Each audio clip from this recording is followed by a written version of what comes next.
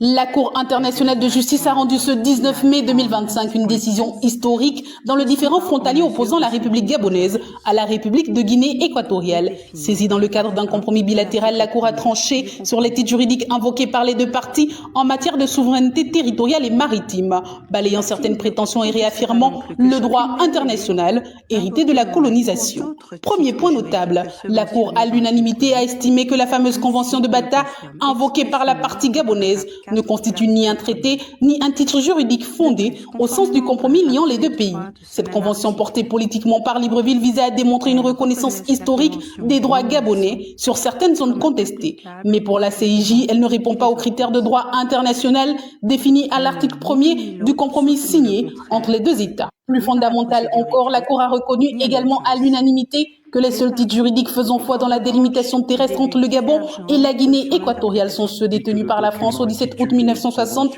date de l'indépendance du Gabon, et l'Espagne au 12 octobre 1968, date d'indépendance de la Guinée équatoriale. Ces titres découlent de la Convention spéciale franco-espagnole signée à Paris le 27 juin 1900, laquelle régissait les limites coloniales en Afrique de l'Ouest et du Golfe de Guinée. En clair, la Cour internationale de justice a considéré que ces titres ont été transmis par succession aux deux États africains, c'est-à-dire au Gabon et à la Guinée équatoriale à leur indépendance, et qu'ils forment la base juridique de leurs frontières communes actuelles.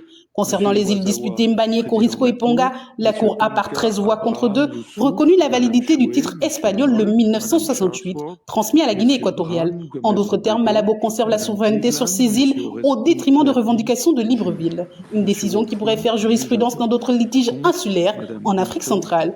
Enfin, la CIJ a unanimement affirmé que la Convention des Nations Unies sur le droit de la mer de 1982 constitue un fondement juridique pour la délimitation des espaces maritimes entre les deux États. Elle a également validé la Convention spéciale de 1909 qui établit le point terminal de la frontière terrestre, servant de point de départ à la frontière maritime. Reste désormais à Libreville et Malabo de traduire cette décision dans les faits, en procédant à une matérialisation pacifique et conjointe des frontières sous le regard du droit international.